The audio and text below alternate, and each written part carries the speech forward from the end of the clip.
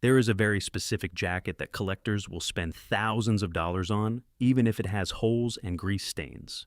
You might have seen this strange fabric before, because it looks like the fuzzy static on a broken television screen. It is called the Brown's Beach Jacket, and it is one of the most important pieces of clothing in American history. Before we had fancy puffers or high-tech rain shells, people had to rely on a mix of wool and grit to survive. This jacket was the original piece of technical gear for the toughest men in the world over 100 years ago. It survived the coldest winters in New England and helped build the railroads that connected the entire country. But then it completely disappeared from the face of the earth for decades until something very strange happened in Japan. Today we are going to look at the incredible story of how a simple work coat became a legend of the fashion world. We will talk about the secret recipe for the fabric and the man who decided to change how workers stayed warm. To understand where this jacket came from, we have to go back to the year 1901 in a busy city. That city was Worcester in Massachusetts, and at the time, it was a massive hub for American industry and factories. The air was filled with smoke, and the streets were lined with brick buildings where people made everything from shoes to tools. A man named William W. Brown was watching the workers in these factories, and he noticed a very big problem. The winters in Massachusetts are famous for being incredibly cold and very wet and very windy all at the same time. If you were a lumberjack or a farmer back then, you basically had two choices for staying warm in the snow. You could wear a heavy wool sweater, which stayed warm, but let the wind blow right through the gaps in the knit. Or you could wear a thick leather coat, which blocked the wind but was so stiff you could barely move your arms. William Brown was a smart entrepreneur, and he realized that these men needed something that was a mix of both. He wanted to create a garment that was as flexible as a sweater, but as tough and windproof as a heavy jacket. So, in 1901, he officially started the Brown's Beach Jacket Company to solve this exact issue for the working class. The first thing he had to do was invent an entirely new kind of fabric that the world had never seen before. He called this material beach cloth, and he eventually got a patent for it because the construction was so unique. Most clothes back then were made of just one material, like all wool or all cotton or all linen. But Brown decided to mix things up by creating a two-ply fabric that used a very specific blend of fibers. The outside of the fabric was made of a very tight weave of cotton and wool mixed together in a special way. This outer layer was designed to be extremely rugged, so it would not snag on branches or tear on pieces of metal. It was also woven so tightly that it could actually repel a light rain and stop the wind from biting your skin. Because of the way the different colored threads were twisted together, it created a speckled look that people called salt and pepper. This was not just for style, because the speckled pattern was actually great at hiding dirt and grease from a long workday. The inside of the fabric was where the real magic happened, because it was made of a thick and soft wool fleece. Brown used a process to brush the wool on the inside until it felt like a soft blanket against the body. This fuzzy layer trapped pockets of warm air, and it also helped pull moisture away from the skin if the worker started to sweat. When you put these two layers together, you got a jacket that was incredibly warm, but also surprisingly breathable. It was much lighter than a traditional heavy wool coat, but it performed much better in the harsh outdoors. The jacket also had some very specific design features that made it stand out from everything else on the market. Instead of using traditional buttons made of wood or bone, Brown decided to use heavy-duty metal snap buttons. This was a huge deal back then because snaps were much faster to use, and they did not fall off like sewn buttons did.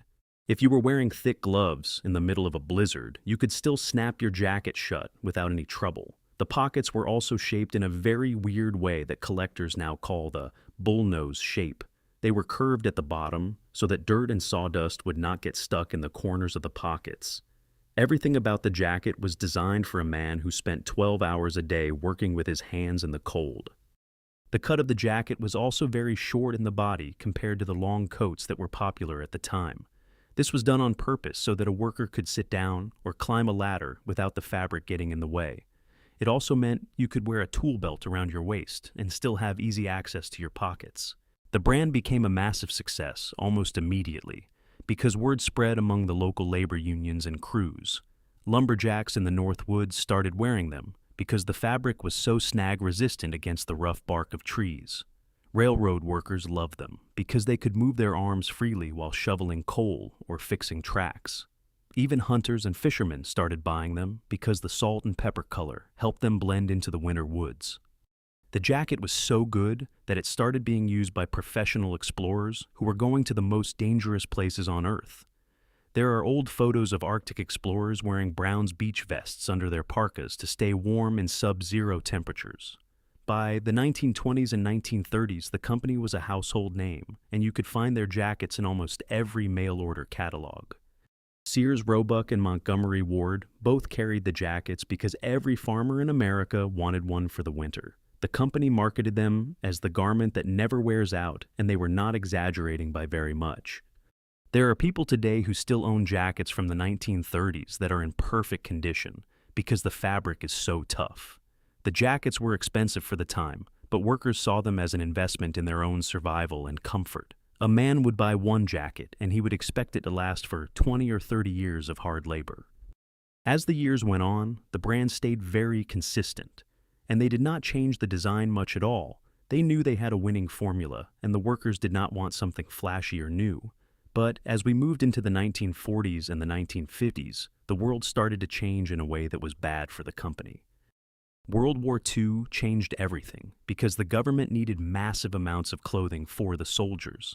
This led to huge advancements in textile technology and the birth of what we now call synthetic fibers. Suddenly, scientists were creating things like nylon and polyester in labs, and these materials were very cheap to make. After the war ended, these new materials started to flood the civilian market, and people thought they were the future. Synthetics were much lighter than wool, and they could be dyed in bright and exciting colors that looked modern. Young people in the 1950s did not want to look like their grandfathers who worked in the cold factories. They wanted the new shiny jackets that were being advertised on the new televisions in their living rooms. The salt and pepper look of the beach cloth started to look old-fashioned and out of style to the new generation. Also, the cost of wool was rising, and it was becoming harder for the factory in Worcester to keep their prices low. The old machines that made the special beach cloth were starting to break down, and they were very expensive to fix. By the time the 1960s rolled around, the demand for heavy wool workwear had dropped to an all-time low. People were moving into offices, and they had heaters in their cars, so they did not need a bulletproof wool jacket anymore. In the late 1960s, the original factory in Worcester finally had to close its doors for good. The machines were sold off or scrapped, and the secret recipe for the beach cloth was mostly forgotten by the public. For the next 20 years, the Brown's beach jacket became a ghost that only existed in thrift stores and old barns. You could find them for $5 at a garage sale because people thought they were just old dusty work clothes. But while Americans were throwing these jackets away, a group of people on the other side of the ocean was watching. In the 1980s, a new culture was starting to grow in Japan that was obsessed with classic American style.